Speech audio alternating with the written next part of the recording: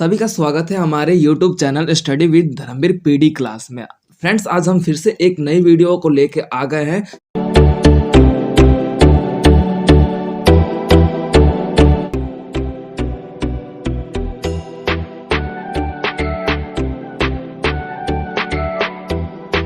इग्नू का second year का code है BHDC 133 आधुनिक हिंदी कविता। ठीक है, तो हम इसमें बेसिकली आधुनिक हिंदी कविता के बारे में पढ़ेंगे, जिसके अंतर्गत हम ये देखेंगे कि जो हमारे आधुनिक हिंदी कविता है उसका स्वरूप कैसे विकसित हुआ, यानी कि हिंदी कविता पहले कैसे लिखी जाती थी, लेकिन आधुनिक समय में यानी कि मॉडर्न टाइम में कविताओं का स्वरूप कैसे बदलता गया, उसके बारे में हम इन पूरे बुक में चर्चा करेंगे। देखिए, आज के सेशन में हम बेसिकली आज के कुछ सारे बुक के ये जितने भी ये आपका ये कोड है, इसके जितने भी चैप्टर्स हैं, उन चैप्टर्स को हम एनालिसिस करेंगे कौन से चैप्टर में आप बेसिकली क्या पढ़ने वाले हैं। ठीक है, तो यहाँ तक समझ में आ गया सभी को? कोई डाउट? ठीक है, तो अब बात कर लेते हैं हम जो आपका खंड क है, यानी कि फर्स्ट है, उसमें हम देखेंगे भारतेंदु युग के द्विवेदी युग। यानी कि अब देखेंगे हमें इसमें भारतेंदु युग और द्विवेदी युग के बारे में पढ़ेंगे। ठीक है, तो हम बेसिकली कुछ बातों को मैं आपको बता दूं कि आपको भारतेंदु युग और द्विवेदी युग के आपको मैं बता देता हूं कि कौन कौन से कवि हैं और वो टाइम पीरियड कब रहता है। ठीक है, तो आप लोग वो लिख लीजिए, नोटपैड निकाल लीजिए। तो देखिए, हम बेसिकली आपको मैं बता दूं कि ये जो टाइम पीरियड रहता है, मैं आपको बता देता हूं। तो हम पहले आपके पहले खंड में, जैसे कि यहाँ पे मैंने बता दिया कि पहला खंड जो है ना भारतेंदु युग और द्विवेदी युग के है। मैंने इसके बाद छायावादी युग के बारे में भी लिखा है। तो देखो, जो भारतेंदु युग का जो स्थिति है ना, इसमें क्या है कि आपके भारतेंदु हरिश्चंद्र के नाम से ही इस युग का नामकरण होता है। जैसे कि फॉर एग्जाम्पल, जैसे कि आप लोग देखते होंगे फिल्मों वगैरह में कि भाई पिता के नामकरण यानी कि बच्चों का नामकरण किया जाता है ना, तो ठीक उसी प्रकार से भारतेंदु हरिश्चंद्र थे ना, उन्हीं के नाम से ही भारतेंदु युग का निर्माण हुआ है, उसे ही नामकरण बोलते हैं। ठीक है, तो ये जो टाइम पीरियड रहता है ना 1850 से लेके 1900 तक, तो ये आपका टाइम पीरियड रहता है। यानी कि 1850 से लेके 1900 के दौरान ये आपका टाइम पीरियड रहता है। लेकिन अब इसमें भी देखा जाए कि भारतेंदु युग का जो स्थिति है ना, सबसे ज्यादा प्रचंड अवस्था में वो कब रहता है? 1875 से लेके 1900 दौरान तक ये आपका टाइम पीरियड रहता है। यानी कि इस दौरान जो भारतेंदु युग में अलग अलग परिवर्तन आए, यहीं से बहुत अत्यधिक मात्रा में फैला हुआ था। ठीक है, जैसा कि मान लो कि भाई कोरोना आया था 2019 में। ठीक है, लेकिन उसका जो स्थिति है 2020 में बहुत बड़े पैमाने पे जून में शुरू हो गया। तो ठीक उसी प्रकार का मतलब मैं बता रहा हूँ। क्लियर हो गया? तो देखो, इसमें भारतेंदु युग की कवि जो हैं वो आपके भारतेंदु हरिश्चंद्र पहले आते ही, इन्हीं के नाम से ही भारतेंदु युग का निर्माण हुआ है। क्लियर है? एवरीवन क्लियर है? अब उसके बाद सेकंड कवि आते हैं बद्री नारायण चौधरी। ये सेकंड कवि आते हैं, ये आप लोगों को लिखना जरूरी है, ये इंपॉर्टेंट है। ये आप किसी भी गद्य में और आपके जितने भी चैप्टर्स हैं उनमें ये इनके नाम आएंगे। उसके बाद इसमें थर्ड है प्रेम प्रेम धन है। ठीक है, उसके बाद फोर है आपका प्रताप नारायण मिश्र, ये आपके फोर है। उसके बाद फिफ्थ है ठाकुर जगमोहन सिंह, ये आपके फिफ्थ है। अब उसके बाद छठा है अंबिका दत्त व्यास, ये आपके छठे कवि है भारतेंदु युग के। तो इन कवियों ने भी अपना महत्वपूर्ण योगदान दिया इस युग में। इन कवियों के द्वारा भारतेंदु युग का विस्तार किया गया, विकास किया गया। ठीक है, प्रचंड अवस्था में इन कवियों के द्वारा ही भारतेंदु युग का स्वरूप को विकसित किया गया था। क्लियर हो गया? अब उसके बाद यहाँ पे अगले कवि आते हैं द्विवेदी युग, यानी कि द्विवेदी काल आपका आता है। तो देखो, द्विवेदी काल की बात कर ली जाए तो यहाँ पे आपकी जो स्थिति है द्विवेदी काल का, वो आप में देखा जाएगा कि ये टाइम पीरियड रहता है 1900 से लेके 1918 तक, ये द्विवेदी काल रहता है, जिसमें हम देखेंगे कि महावीर प्रसाद द्विवेदी के नाम से ही इस युग का नामकरण होता है। महावीर प्रसाद द्विवेदी के नाम से ही इस युग का नामकरण द्विवेदी युग पड़ता है। क्लियर है? तो इसमें सेकंड कवि आते हैं मैथिली शरण गुप्त। उसके बाद पंडित रामचरित्र उपाध्याय, ये आपके थर्ड आते हैं। उसके बाद आपके अगले आते हैं राय देवी प्रसाद, ये उसके बाद आपके अगले आते हैं नाथूराम शर्मा, ये आपके द्विवेदी युग के कवि हैं। क्लियर है? तो इन कवियों ने भी द्विवेदी युग में क्या क्या परिवर्तन हुए, ये सारी बातें इन कवियों के द्वारा वर्णित किया गया और इन कवियों ने महत्वपूर्ण योगदान दिया इस युग में। तो ये आप इन कवियों के बारे में भी लिटिल बिट एनालिसिस करेंगे। ठीक है? तो अब हम बात कर लेते हैं अपने चैप्टर्स के अकॉर्डिंग। और ये जो छायावादी युग के लेखक है, आप इन्हें भी लिख सकते हैं। ठीक है? तो छायावादी युग के जो टाइम पीरियड रहता है 1918 से लेकर 1936 के दौरान में छायावादी युग का टाइम पीरियड रहता है। बहुत से जगहों पे 1920 लिखा रहता है छायावादी युग का समय, और समाप्ति उसकी 1936 ही होती है, यानी कि 1936 से होती है। ठीक है? तो आप लोगों को कंफ्यूज नहीं होना, वैसे आप लोगों को लिख लेना है 1918 से लेके 1936 के दौरान आपका छायावादी युग का रहता है टाइम पीरियड। तो यहाँ पे जयशंकर प्रसाद के द्वारा छायावादी युग का लेखक, सबसे मुख्य लेखक जयशंकर प्रसाद आते हैं। उसके बाद सूर्यकांत त्रिपाठी निराला आते हैं, सुमित्रा नंदन पंत आते हैं, महादेवी वर्मा आते हैं और पंडित माखनलाल चतुर्वेदी आते हैं। तो ये आपके छायावादी युग के कवि हैं। ठीक है? लेखक है। क्लियर हो गया? अब देखिए बेसिकली आज अब हम देखेंगे फर्स्ट चैप्टर से कि फर्स्ट चैप्टर में आप क्या क्या पढ़ने वाले हैं। तो आज मैंने बता दिया कि आज के सेशन में बस हम यही पढ़ेंगे कि भाई फर्स्ट चैप्टर में अलग अलग चैप्टर्स में क्या क्या पढ़ने वाले हैं।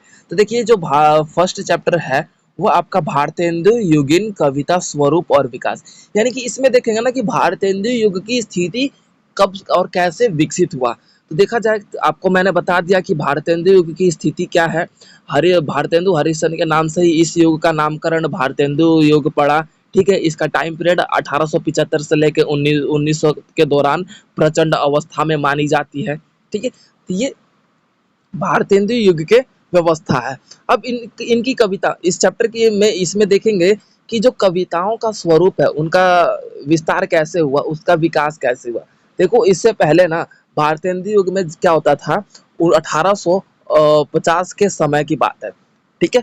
और इसके जो समय की बात कर लेते हैं तो 1875। हाँ जी बोले। तो हम इसके स्वरूप के बारे में भी देखेंगे कि जो हमारे भारतेंदु कविता के स्वरूप है तो उसमें कैसे परिवर्तन है। अब देखो कविता का मतलब क्या होता है। कविता यानी कि कवि के द्वारा लिखा गया एक पूर्ण रूप से एक ऐसा स्वरूप जिसमें किसी विषय पर लेखन क्रिया किया गया हो, वो आपका कविता कहलाता है। तो देखो पहले जो आपका देखा जाए 1850 50 से लेके जो समय रहता है 1900 के तहत, तो उस समय ये बताइए कि भारत के लोग पढ़े लिखे होते थे। ये तो भारतेंदु युग कविता के स्वरूप में विकास है, यानी कि ये जो टाइम पीरियड है ना उसमें विकास आया। लेकिन 1850 से पहले यानी कि पहले की बात कर ली जाए तो ये बताइए कि भारत के लोग पढ़े लिखे होते थे। टेल मी, बताओ आप लोग, 1850 से पहले भारत के लोग पढ़े लिखे होते थे क्या? प्रीति, होते थे? नहीं होते थे। ठीक है? तो अब क्या है कि इससे पहले जो रचनाएं किया जाता था ना कविता का, वो पद में किया जाता था। क्या? पद में किया जाता था रचनाएं। अब ये जो पद में रचनाएं किया जाता था और ब्रज भाषा, अरबी भाषा, फारसी भाषा, ठीक है, और आपका उर्दू भाषा, इन सभी भाषाओं में इससे पहले भारत में रचनाएं किया जाता था। तो भाई लोग पढ़े लिखे नहीं होते थे, तो इन्हें समझने में लोगों को कठिनाइयाँ होता था। लोगों को कठिन व्यवस्थाओं का स्वरूप सामना करना पड़ता था। तो इसीलिए भारतेंदु युग में सबसे पहले भारतेंदु हरिश्चंद्र के द्वारा इन रचनाओं का स्वरूप है ना बदला गया, उनकी स्थितियों को परिवर्तन किया गया। अब क्या है, जो फारसी भाषा था उसे खड़ी बोली में रचना किया जाने लगा। पद था, अब वो गद्य में रचनाएं किया जाने लगा। ये क्या है, पद और गद्य क्या है। पद जो है आपका पंक्ति यानी कि लयात्मक व्यवस्था का रूप है। उदाहरण के तौर पे एक मैं आप लोगों को एक पंक्ति सुनाऊं तो आप लोगों को पता चल जाएगा कि हाँ मैं क्या कह रहा हूँ। और ये पंक्ति हमेशा एग्जाम में आता है, ये पंक्ति हमेशा ही एग्जाम में पूछता है कि हाँ इसका मतलब क्या है, ये इसकी स्थिति क्या है। ये पंक्ति मैं हमेशा बच्चों को बोलते रहता हूँ, तो ये पंक्ति ध्यान से सुनिएगा, कुछ इस कदर है। भीतर भीतर सब रस चूसे, हंसी हंसी के तन धन मस मुँह से, जाहिर बातन में अति तेज, क्यों सखी सज्जन नहीं अंग्रेज। तो ये क्या होता था, ये आपका गद्य है, लेकिन इससे भी कठिन जो आपकी कविता लिखी जाती थी, जैसे कि आपके सूरदास के कवि हो गए, कविता हो गया, ठीक है, तुलसीदास की कविता हो गए, मीराबाई की कविता हो गई, तो इनकी क्या रचनाएं होती थी, वो पहले पद में लिखा करते थे। तो इन्हें समझना आप लोग भी नहीं समझ पाते हो ना, उसकी व्याख्या करनी पड़ती है समझने के लिए, एम आई राइट। तो इसी व्यवस्था को ध्यान में रखते हुए पहले चैप्टर में आपको बताएगा कि अलग अलग जो कविता था उनकी रचनाओं का जो स्वरूप है ना, उसे परिवर्तित किया गया, ताकि भाई सभी लोग उसे समझ सके। ठीक है, क्लियर हो गया। तो इसमें आपका देखा जाएगा कि भारतेंदु युग के काव्य की पृष्ठभूमि भी देखी जाएगी। पृष्ठभूमि का मतलब होता है कि भूमिका। तो इसमें भारतेंदु युग में अलग अलग जो पृष्ठभूमि आता है, राजनीतिक पृष्ठभूमि आता है, सामाजिक पृष्ठभूमि आता है, साहित्यिक पृष्ठभूमि आता है। ठीक है, तो इन पृष्ठभूमियों के बारे में चर्चा करेंगे। ठीक है, अब उसके बाद बद्री नारायण चौधरी, प्रेमधन, प्रताप नारायण मिश्र, राधाचरण गोस्वामी, इन सभी लेखकों के बारे में भी चर्चा करेंगे कि इन लेखकों ने भी किस तरीके से भारतेंदु युग में जो विकास की स्थिति है उसमें परिवर्तन अपना महत्वपूर्ण योगदान दिया। तो ये आपका चैप्टर नंबर फर्स्ट था। क्लियर हो गया।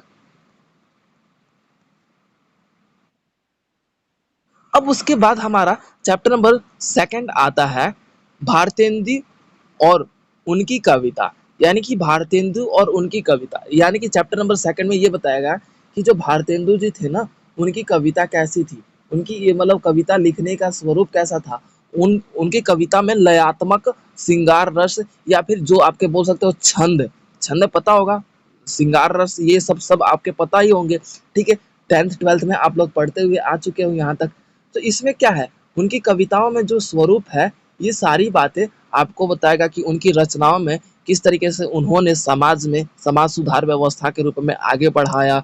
ज़्यादातर उन्होंने जितनी भी रचनाएं थी, उन रचनाओं उन जो कविता था, उन कविता का स्वरूप अपने सरल भाषा में परिवर्तित करते हुए, ताकि सबको समझ में आ सके, क्योंकि उस टाइम लोग अशिक्षित थे। ठीक है, तो इसीलिए उनकी रचनाओं में ये स्थिति देखने को मिला। ठीक है, तो भारतेंदु के जीवन परिचय के बारे में इसमें पढ़ेंगे। ठीक है, उसके बाद प्राचीन स्थितियाँ, प्रवृत्तियाँ के बारे में पढ़ोगे कि आपका जो प्राचीन स्थितियाँ है वो कैसा रहा है। ये सारी बातें आप इन व्यवस्थाओं के रूप में पढ़ेंगे। क्लियर हो गया। तो ये चैप्टर नंबर सेकंड था। अब उसके बाद हमारा थर्ड चैप्टर है, द्विवेदी युगीन हिंदी काव्य स्वरूप और विकास, यानी कि द्विवेदी युगीन हिंदी काव्य। अब इसमें द्विवेदी युग का टाइम पीरियड कब रहा है भाई, आपका 1900 से लेके 1918 तक टाइम पीरियड रहा द्विवेदी युग। ठीक है, अब इसमें जैसे कि अलग अलग जो कवियों का मैंने नाम बताया, तो उन कवियों के प्रक्रिया, यानी कि उनके लिखने की स्थिति क्या है, उनमें उन्होंने किस तरीके से शब्दों का प्रयोग किया गया है, लयात्मक, छंदात्मक, और बोल सकते हो कि अलग अलग कवियों ने कैसे अपने महत्वपूर्ण व्यवस्था के रूप में अपने रचनाओं के माध्यम से समाज में सुधार लाने का प्रयास किया है। क्योंकि देखो उस समय का जो टाइम पीरियड है ना, 1900 के आसपास जो टाइम पीरियड है भाई, एक तो हमारा भारत गुलाम था, ठीक है, अंग्रेजों का शासन था। तो भाई अंग्रेजों के शासन के खिलाफ भी क्या है, इन कवियों के द्वारा मतलब लोगों में जागरूकता फैलाने के लिए मतलब लेखन क्रिया किया जाता था। आपने देखा भी होगा, सुना भी हो और पढ़ा भी होगा। ठीक है, तो इन लेखन क्रिया के माध्यम से समाज में एक जागरूकता फैलाया जा रहा था, भारतीय लोगों के अंदर अपने देश प्रेम की भावनाओं को उजागर और प्रेम की भावनाओं को स्थापित किया जा रहा था, ताकि हम अपने जो हमारे ऊपर जो हो रहे शोषण हो रहे थे ना, उन शोषण के खिलाफ हम अपना विरोध कर सके। तो यहाँ पे जैसे कि आपका देखा जाएगा थर्ड चैप्टर में मैथिली शरण गुप्त हो गया, अयोध्या सिंह उपाध्याय हो गया, राम नरेश त्रिपाठी हो गया, नाथूराम शंकर हो गए, ठीक है, सियाराम शरण गुप्त हो गए। तो इन कवियों के द्वारा, इन लेखकों के द्वारा किस तरीके से समाज में एक नई धारणा का उजागर किया गया और इनकी रचनाओं के माध्यम से समाज का रुख है ना कैसा हुआ, उसमें भी आप पढ़ेंगे। ठीक है, उसके बाद राष्ट्रीयता की स्थिति में सुधार लाया गया, देशभक्ति के प्रेम के लिए रचनाओं को आगे बढ़ाया गया। तो ये सारी बातें आप चैप्टर नंबर 3 में पढ़ेंगे। ठीक है,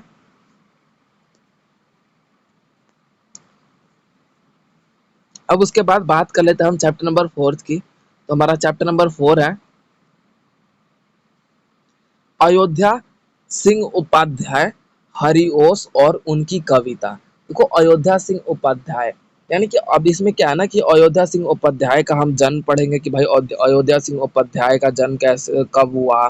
ठीक है, उनकी स्थिति कैसे रही, उन्होंने भारतीय स्वतंत्रता संग्राम में किस तरीके से अपना पहल रखा, अपना योगदान दिया।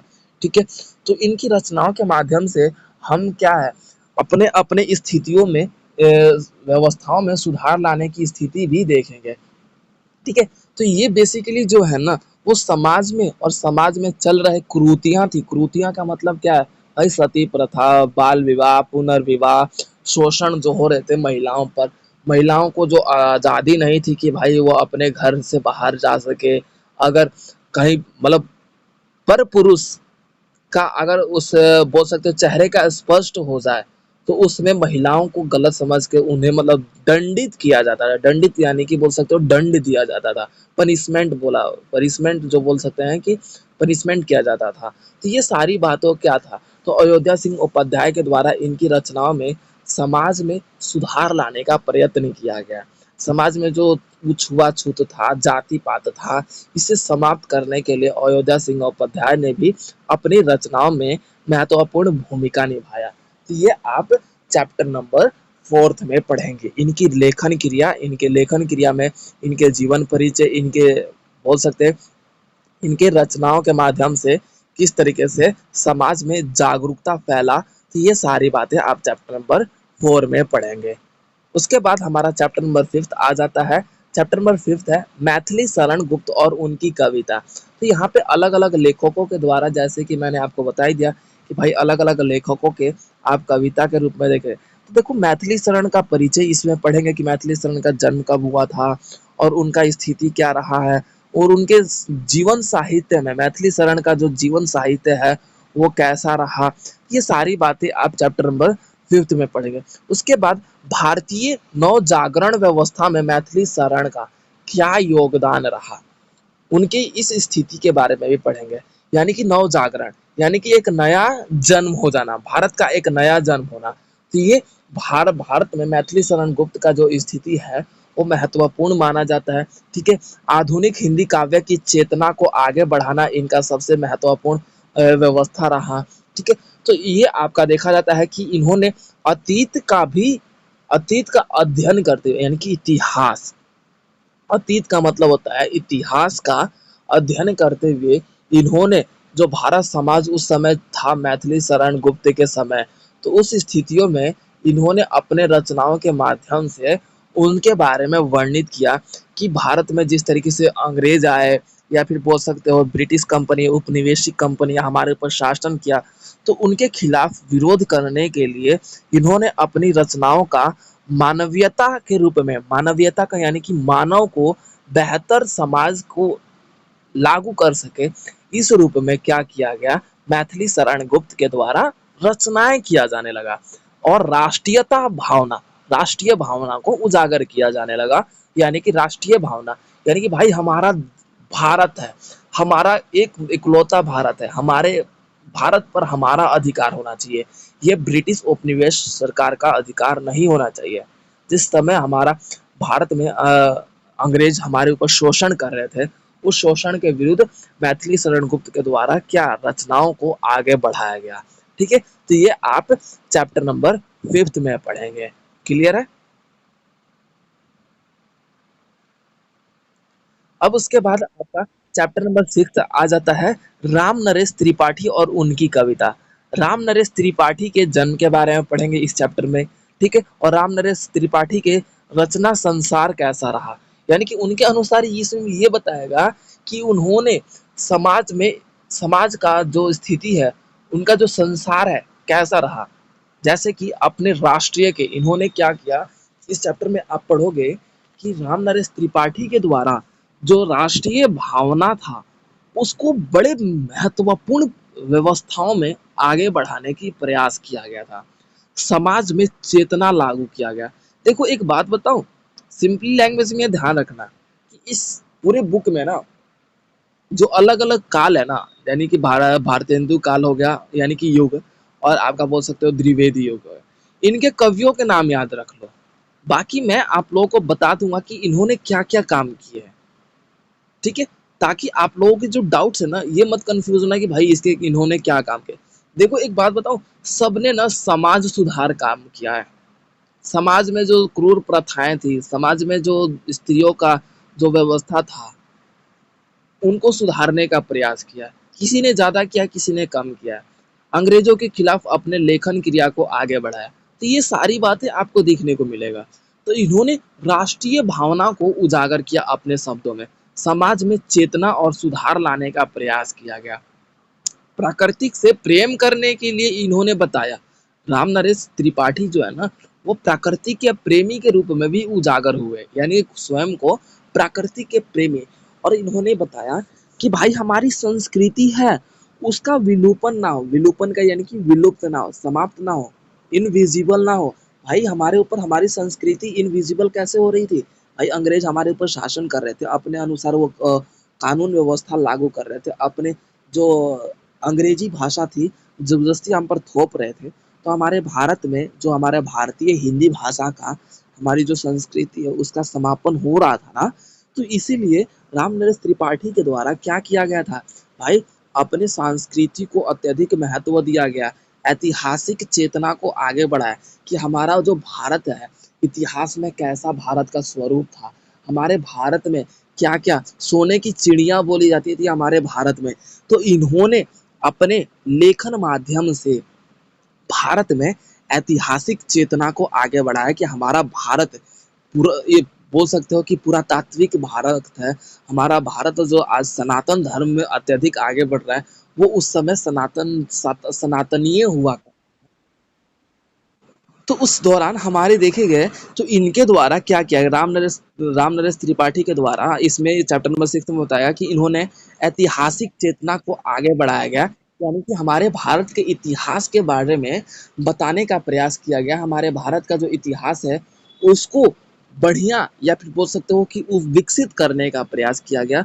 वो जो समाप्त हो रहा था हमारे भारत का इतिहास, उस समाप्ति को रोकने का प्रयास इनके द्वारा इस चैप्टर में बताएगा कि किसके कैसे उनके द्वारा अपने भारतीय संस्कृति, भारतीय ऐतिहासिक व्यवस्थाओं का स्वरूप को विकसित किया गया था। ठीक है, तो ये आप चैप्टर नंबर 6 में पढ़ेंगे। क्लियर हो गया? तो अब बात कर लेते हैं हम खंड सेकंड का। तो इसमें हम छायावाद के बारे में पढ़ेंगे। जैसे कि मैंने आपको छायावाद के जो लेखक है उनके बारे में बता ही दिया। तो ये लेखक का मैंने इसीलिए बताया था ताकि आप लोग कंफ्यूजन ना हो कि कौन से युग के कवि है। ठीक है, तो अब हम बात कर लेते हैं, इसमें आपका चैप्टर नंबर 7 है। तो चैप्टर नंबर 7 के बारे में देख लेंगे, छायावाद स्वरूप का विकास। यानी कि इस टाइम में ना हम देखेंगे इस चैप्टर में कि छायावाद की जो स्थिति है ना उसका कब रहा है, टाइम पीरियड कब रहा है। तो 1918 से लेके 1936 तक ये जो काल रहा है ना, वो छायावादी काल रहा है, जिसमें आपको मैंने बता ही दिया कि छायावादी जो इसमें प्रमुख लेखक है जयशंकर प्रसाद का नाम पहले आता है। ठीक है, तो हम इसमें आपके चैप्टर नंबर 6 में पढ़ेंगे कि छायावाद की पृष्ठभूमि क्या रही है। भाई पृष्ठभूमि की बात कर ली जाए तो यहाँ पे क्या है कि जो छायावादी का है, अब यहाँ पे क्या है, समाज में अब धीरे धीरे लोग अपने अधिकारों के लिए मांग करने लगे थे।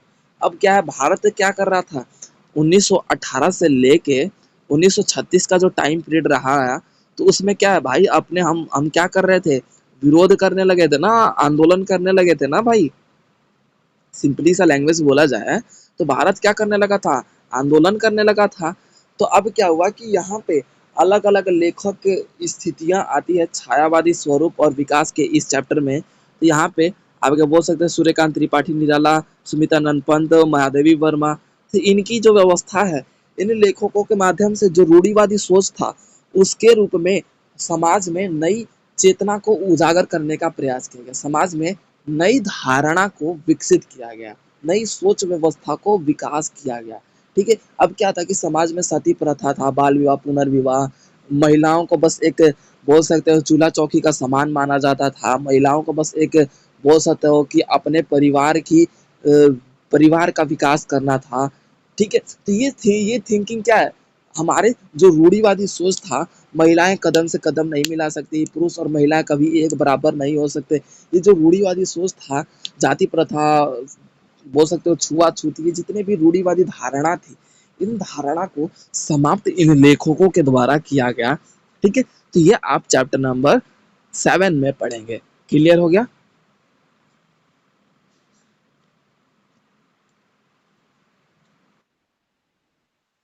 अब उसके बाद हमारा चैप्टर नंबर 8 है जयशंकर प्रसाद और उनकी कविता। अब यहाँ पे जयशंकर प्रसाद देखेंगे कि भाई जयशंकर प्रसाद का जन्म क्या कब हुआ, उनका परिचय पहले पढ़ेंगे। ठीक है, और जयशंकर प्रसाद की रचनाएं, संसार में उनका जो स्वरूप है कैसे रहा है, उनकी काव्य धारा कैसे रही है। तो इनके इतिहास की व्यवस्था में जयशंकर प्रसाद जिस तरीके से समाज में चेतना लाया करते थे, समाज में उन्होंने प्रेम व्यवस्था को आगे बढ़ाया, प्राकृतिक सौंदर्य व्यवस्था को आगे बढ़ाया, नारी की भावनाओं को इन्होंने कदर किया, गीति सौंदर्य यानी कि गीत व्यवस्था को आगे बढ़ाया, रहस्य और दर्शन का स्थिति को आगे बढ़ाया। तो ये जितने भी पॉइंट्स हैं जयशंकर प्रसाद के द्वारा इनकी रचनाओं में अत्यधिक महत्वता देखने को मिलती है।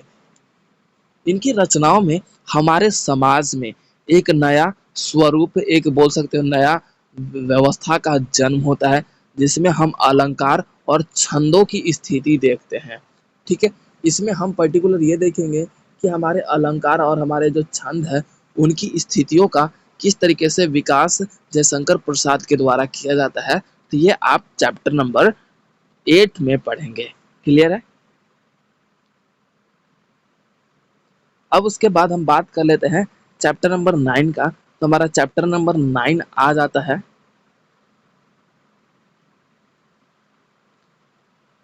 सूर्यकांत त्रिपाठी निराला और उनकी कविता।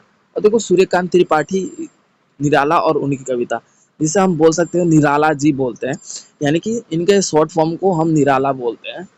तो इसमें हम निराला जी के जीवन परिचय और उनके व्यक्तित्व के बारे में पढ़ेंगे कि उनके व्यक्तित्व कैसा रहा है, उनके काव्य व्यवस्था की स्थिति देखेंगे कि उनकी काव्य में कौन से सौंदर्य, कौन से व्यवस्थाओं का स्वरूप अत्यधिक मात्रा में देखने को मिलता है।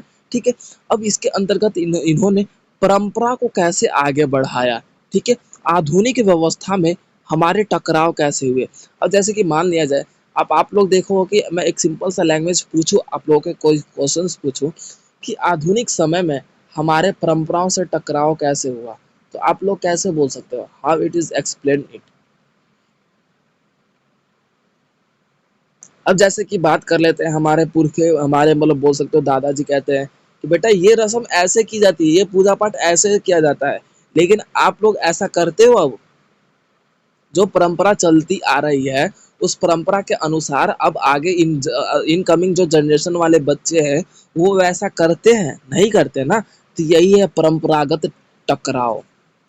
तो ये इन्होंने सूर्यकांत त्रिपाठी निराला जी के द्वारा ये बात बताया गया कि जो हमारा समाज है ना वो परंपरागत टकराव के अनुसार विकसित हो रहा है। हमारा समाज है वो हमारे परंपरागत व्यवस्था के रूप में अपने आप में टकराव कर रहा है।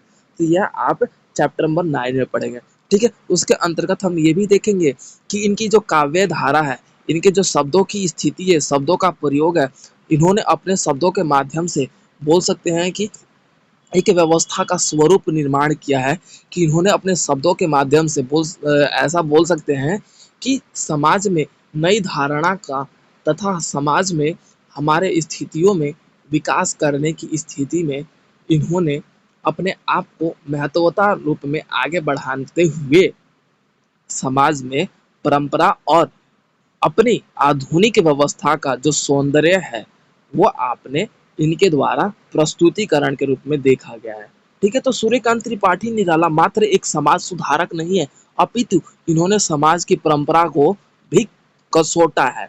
उदाहरण के तौर पे परंपरा क्या था भाई, बलि देना, जानवरों की बलि भी, बालिकाओं का बलि भी, बालिकाओं का मतलब जानते हो? छोटी-छोटी जो बच्चियाँ होती हैं यानी कि गर्ल्स होते हैं, मतलब 10 साल से 12 साल या 15 साल की उम्र तक जो बच्चियाँ होती थी, उनकी भी बलि दी जाती थी। भूत प्रेत यानी कि आप लोग ये देखते हो भूत प्रेत के रूप में बलि दी जाती है, तो वहाँ पे कन्याओं का बलि दिया जाता था ना? देखा है फ़िल्मों में? एवरीवन टेल मी, देखा है क्या? हाँ। हाँ जी, यानी कि उनको बलि देके ईश्वर को प्रसन्न करने की ये जो धारणा थी ना समाज में भारत में, उन धारणा को भी सूर्यकांत त्रिपाठी निराला द्वारा अपने आप में कसोटा गया है। कसोटा का मतलब यानी कि इन्होंने मतलब तीखे बाण चलाए, यानी कि अपने रचनाओं के माध्यम से इस पर व्यंग किया। तो ये आप चैप्टर नंबर 9 में पढ़ेंगे। क्लियर है? अब बात कर लेते हैं हमारा चैप्टर नंबर 10 है सुमित्रा नंदन पंत और उनकी कविता। अब देखेंगे कि हम सुमित्रा नंदन पंत के बारे में पढ़ेंगे कि सुमित्रा नंदन पंत है उनकी कवि पहले जन्म के बारे में पढ़ेंगे, उनकी रचनाओं के बारे में पढ़ेंगे तथा इन्होंने किस तरीके से प्राकृतिक सौंदर्य का विकास किया, जीवन का आधार प्रकृति को बताया, यानी कि जीवन का मतलब ही प्राकृतिक की सौंदर्यता है। इन्होंने इस बात को उजागर किया। ठीक है, उसके बाद हम ये भी देखेंगे कि सुमित्रानंदन पंत के द्वारा जिस तरीके से प्राकृतिक सौंदर्यता को आगे बढ़ाते हुए इन्होंने अपना विकास किया, उस स्थिति में इनके माध्यम से हम इनकी स्थितियों का स्वरूप देखेंगे। ठीक है, उसके बाद नारी और बोल सकते हो पति नवीन दृष्टिकोण की स्थिति ने इनके द्वारा आगे बढ़ाया।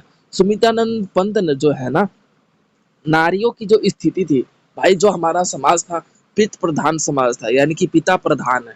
ठीक है, घर में जो का बोल सकते हो कि घर में जो हर एक चीज का फैसला लेगा वो कौन लेगा भाई? पिता लेगा। पुरुष प्रधान जो समाज था उस समाज में नारियों की स्थिति को बेहतर करने का प्रयास सुमित्रा नंदन पंत के द्वारा किया गया उनकी रचनाओं के द्वारा में। ठीक है, उसके बाद इनकी काव्य धारा में जो भाषाओं का प्रयोग किया जाता था वो आप देखेंगे कि पद से लेके गद्य में प्रयोग किया गया और खड़ी बोली का प्रयोग किया गया। तो ये आप चैप्टर नंबर 10 में पढ़ेंगे। क्लियर हो गया? ठीक है, अब उसके बाद हम आगे देखेंगे महादेवी वर्मा और उनकी कविता। अब इसमें हम देखेंगे महादेवी वर्मा के जीवन के बारे में पढ़ेंगे कि महादेवी वर्मा का जन्म कब हुआ। महादेवी वर्मा, एक बात बता देता हूँ कि महादेवी वर्मा का थोड़ा बहुत बता देता हूँ। ये बहुत ही मतलब बोल सकते हो कि मेरी आइडियल देखे जाते हैं कि मैं इन्हें आइडियल मानता हूँ। महिला कवित्री के रूप में इन्हें आइडियल मानता इसलिए हूँ कि ये एक ऐसे परिवार में जन्मी थी जो अत्यधिक विकसित था। 1906 के आसपास इनका जो जन्म हुआ था। ठीक है, 1906 के आसपास इनका जन्म होता है और ऐसे समाज में एक ऐसे परिवार में जो उच्च जाति परिवार था तथा इनमें ये भी देखा गया कि इनकी जो फैमिली थी, फैमिली बैकग्राउंड थी, बहुत अच्छा था, अमीरी था। तो उस स्थिति में इनको है ना शिक्षा लेने को बाहर नहीं जाते थे। जो गुरु होते थे, जो टीचर होते थे, इनको शिक्षा देने इनके घर पे ही आते थे। तो इस स्थिति में ये अपने धनवान होने का कभी भी घमंड नहीं किया तथा इन्होंने शुरू से ही अपने समाज में जो स्त्रियों पर हो रहे अत्याचार थे उनको महसूस किया। जो गरीब लोग थे, गरीब लोगों की जो स्त्रियां होती थी, चाहे उनके बहन होते थे, चाहे उनकी पत्नी होती, चाहे उनकी माँ होते थे, किस प्रकार उन पर शोषण होते थे, उन शोषण को महसूस करते हुए इन्होंने अपने उन रचनाओं को महत्वपूर्ण रूप से आगे बढ़ाते हुए अपने माध्यम से, अपने रचनाओं के माध्यम से अत्यधिक विकसित करने का और समाज में सुधार लाने का प्रयास इन्होंने किया। ठीक है, इन्होंने कभी भी अपने ऐशो आराम वाली जिंदगी को महसूस नहीं किया। इन्होंने अपने रचनाओं के माध्यम से समाज में जो स्त्रियों पर हो रहे क्रूर व्यवस्था था, समाज में स्त्रियों का एक अस्तित्व स्थापित हो, इसलिए इन्होंने स्वयं को न्यौछावर कर दिया। कवित्री के माध्यम में स्वयं को अपना विकास करते हुए अपने आप को इस स्थिति में, इस रास्ते पे अपने आप को विकसित करने लगे। ठीक है, तो ये आप चैप्टर नंबर 11 में पढ़ेंगे कि इनकी रचनाएं, इनकी काव्य सौंदर्य कैसी थी और इनकी रचनाओं में किस तरीके से समाज में महिलाओं का सुधार लाने का प्रयास किया जाता था तथा उनकी स्थितियों में किस तरीके से चेतनाओं का, व्यवस्थाओं का विकास किया गया ताकि महिलाओं की भी एक अपनी व्यवस्था या समाज में उनकी भी एक जगह बन सके। इसलिए इनकी रचनाओं में ये भूमिका देखने को मिला। तो ये आप चैप्टर नंबर 11 में पढ़ेंगे। क्लियर है? ठीक है। अब उसके बाद हमारा आ जाता है थर्ड ब्लॉक, जो हमारा खंड थर्ड देखेंगे। तो अब हमारा देखा जाएगा कि इसमें काव्य वाचन की विशेषता देखी जाएगी। तो हम बात कर लेते हैं चैप्टर नंबर 12 का। तो चैप्टर नंबर 12 की बात कर लेते हैं। तो हमारा चैप्टर नंबर 12 है काव्य वाचन और विश्लेषण, भारतेंदु हरिश्चंद्र और अयोध्या अयोध्या सिंह उपाध्याय हरिओस। यानी कि अब इनमें हम देखेंगे ना अलग अलग कवि। यहाँ पे क्या है, भारतेंदु हरिश्चंद्र जो है उनकी रचनाओं में अयोध्या सिंह उपाध्याय की क्या भूमिका रही है, या फिर भारतेंदु हरिश्चंद्र की रचनाओं से अयोध्या सिंह उपाध्याय जो है ना किस तरीके से प्रेरित हुए और अपने रूप में उन्होंने अपना विकास किया। तो इनकी रचनाओं में हम इनकी दोनों के जो थिंकिंग है, इन दोनों की जो सोच व्यवस्था है समाज के प्रति, रचनाओं के प्रति, या फिर बोल सकते हो कि समाज में जो चल रहे क्रूर प्रथाएं थी उसके प्रति, या फिर हमारा भारत गुलाम था उसके प्रति, ये सारी बातों की जो विश्लेषण है इन्होंने किस तरीके से अपने दोनों ही स्वरूप में अपने आप का विकसित करके या फिर अपना विकास करके इन्होंने स्वयं का विस्तार किया। तो ये आप चैप्टर नंबर 12 में पढ़ेंगे। ठीक है। तो इनकी रचनाओं के माध्यम से एक बात बताऊं, भारतेंदु हरिश्चंद्र से ही प्रेरित हुआ करते थे अयोध्या सिंह उपाध्याय। ठीक है। लेकिन इन्होंने अयोध्या सिंह उपाध्याय भारतेंदु के द्वारा जो रास्ते वो चलते थे ना, उनके द्वारा वो जिस रास्ते पे चलते थे भारतेंदु हरिश्चंद्र, उस पर आपका देखा गया कि अयोध्या सिंह उपाध्याय ने ना चल के अपने जो स्थितियां हैं स्वयं अपने आप को विकास किया। ठीक है। तो ये आप चैप्टर नंबर 12 में पढ़ेंगे। क्लियर हो गया? अब उसके बाद हम चैप्टर नंबर 13 की बात कर लेते हैं। तो हमारा चैप्टर नंबर 13 है काव्य वाचन विश्लेषण, मैथिली शरण गुप्त और राम नरेश त्रिपाठी। अब इसमें हम देखेंगे कि नाम राम नरेश मैथिली शरण गुप्त और राम नरेश त्रिपाठी की रचनाओं की स्थिति कैसे रही है, इन दोनों का अब हम तालमेल देखेंगे। जैसे कि हमने 12 चैप्टर में देखा भारतेंदु हरिश्चंद्र और आप क्या बोल सकते हैं तो उनका देखा। ठीक है। तो अब इसमें हम मैथिली शरण गुप्त और राम नरेश त्रिपाठी की रचनाओं का देखेंगे। ठीक है। तो इनकी रचनाओं में जैसा कि आपको भी देखा जाता है कि राम नरेश जो त्रिपाठी है पूर्ण रूप से आपका देखने को मिलता है कि समाज के सुधारक भी रह चुके हैं। ठीक है। मैथिली शरण गुप्त भी समाज के सुधारक रह चुके हैं। तो इन दोनों की रचनाओं में जो स्थितियां जो तालमेल की रही है, इन्होंने छंदात्मक और लयात्मक स्थितियों में किस तरीके से इन दोनों ने अपना विकास किया है। तो इनकी रचनाओं के बारे में, इनके जो बोल सकते हो कि पंक्तियों के बारे में आप चैप्टर नंबर 13 में पढ़ेंगे कि राम नरेश त्रिपाठी जो है उनकी क्या है, और बोल सकते हो तो इन दोनों की रचनाओं के बारे में, मैथिली शरण गुप्त और राम नरेश त्रिपाठी की रचनाओं के बारे में आप इनके तालमेल की स्थिति के अनुसार ये आप पढ़ेंगे चैप्टर नंबर 13 में। क्लियर है? अब उसके बाद हम बात कर लेते हैं चैप्टर नंबर 14 का। तो काव्य वाचन एवं विश्लेषण। तो अब यहाँ पे जयशंकर प्रसाद के बारे में पढ़ेंगे कि जयशंकर प्रसाद है उनकी रचनाओं में किस तरीके से उनकी रचनाओं का विश्लेषण वो अपने शब्दों के माध्यम से किया करते थे। उनके रचनाओं में समाज में किस तरीके से उनका यहाँ पे जन्म के बारे में भी थोड़ा देखेंगे कि इनका जन्म 30 जनवरी 1889 में यानी कि 1889 में बनारस में हुआ था। ठीक है। तो इनके बारे में पढ़ते हुए इनके जो कृतियाँ थी, इनकी जो रचनाएं थी, चाहे काव्य बोल सकते हो कि कहानी संग्रह था, तो ये सारी बातें आप चैप्टर नंबर 14 में पढ़ेंगे कि जो जयशंकर प्रसाद थे उनकी रचनाओं में कैसे कैसे मतलब उन्होंने अपने छंद का प्रयोग करते हुए समाज सुधारक कार्य किए तथा समाज में जो जो क्रूर प्रथाएं थी उन प्रथाओं का विरोध करते हुए अपने आप का विकास किया। तो ये आप चैप्टर नंबर 14 में पढ़ेंगे जयशंकर प्रसाद की रचनाओं के बारे में। ठीक है। अब बात कर लेते हैं, हमारा चैप्टर नंबर 15 है सूर्यकांत त्रिपाठी निराला। अब यहाँ पे सूर्यकांत त्रिपाठी निराला के बारे में पढ़ेंगे। अब देखो ये जितने भी हम चैप्टर्स अब पढ़ेंगे ना, ये एक-एक कवि या फिर बोल सकते हो कि दोनों कवि के तालमेल के लेकर उनकी रचनाओं के बाद। तो यहाँ पे सूर्यकांत त्रिपाठी के जन्म के बारे में पढ़ेंगे, ठीक है? उसके बाद इनकी परिवार की स्थिति कैसी रही, ठीक है? और उन्होंने कैसे अपने आप में क कवि कविता और लेखन क्रिया में अपनी रुचि को आगे बढ़ाया, ठीक है? इनके उपन्यास के बारे में पढ़ेंगे, कहानी कौन-कौन सी इन्होंने लिखा, उसके बाद काव्य कृतियाँ कौन-कौन सी लिखा, निबंध कब और कौन से निबंध में इन्होंने बोल सकते हो कि अलग-अलग जो अवार्ड्स है जैसे भारत रत्न हो गया, बोल सकते हो कि ठीक है, साहित्य पुरस्कार पुरस्कार हो गया। तो इन रचनाओं के कौन-कौन से रचनाओं में इन्होंने साहित्य पुरस्कार की स्थिति मतलब प्राप्त की, ये सारी बातें आप चैप्टर नंबर 15 में पढ़ेंगे। तो देखो हम अब तक पढ़ते आ रहे थे इनकी रचनाओं के बारे में, ठीक है? अब यहाँ पे हम इनकी रचनाओं के साथ-साथ इनकी हर एक टॉपिक इन्होंने कौन-कौन सी रचनाएँ की है, कौन-कौन सी रचनाओं में क्या-क्या बातें जोड़ी है, वो सारी बातें हम ब्रीफ में चैप्टर नंबर जो खंड थर्ड है उसमें हम पढ़ेंगे। तो ये आपका चैप्टर नंबर 15 था जो कि आपके सूर्यकांत त्रिपाठी निराला के ऊपर बेस्ड था। ठीक है? तो अब बात कर लेते हैं हमारा चैप्टर नंबर 16। तो चैप्टर नंबर 16 है हमारा सुमित्रा नंदन पंत।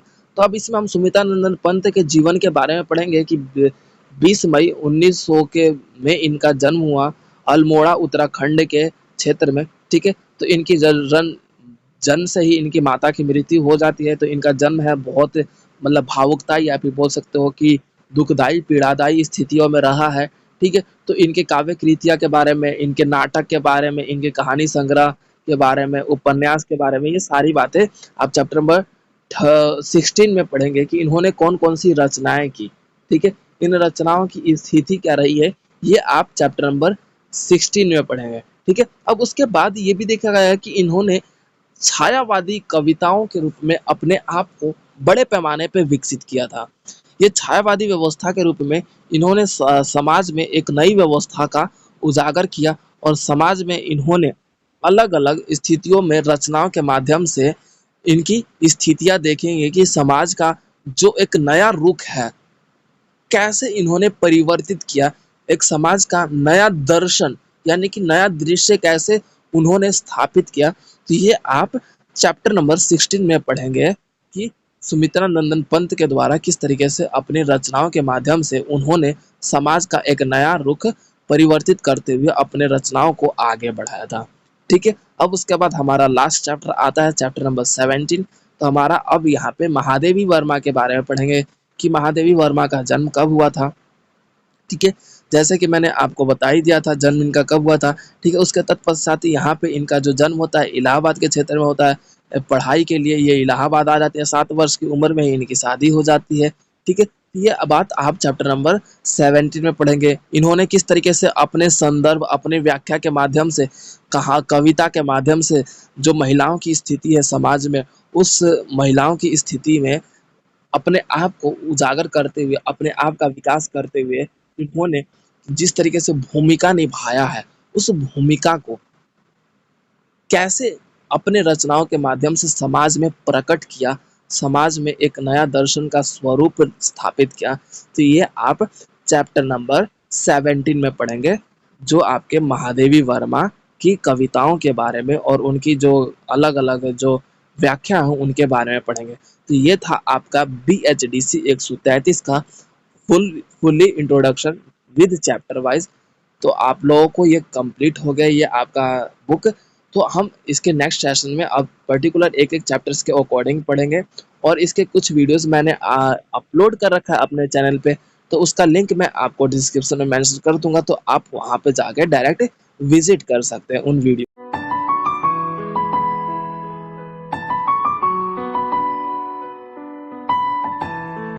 तो वीडियो को like, comment, share and subscribe करना ना भूलें।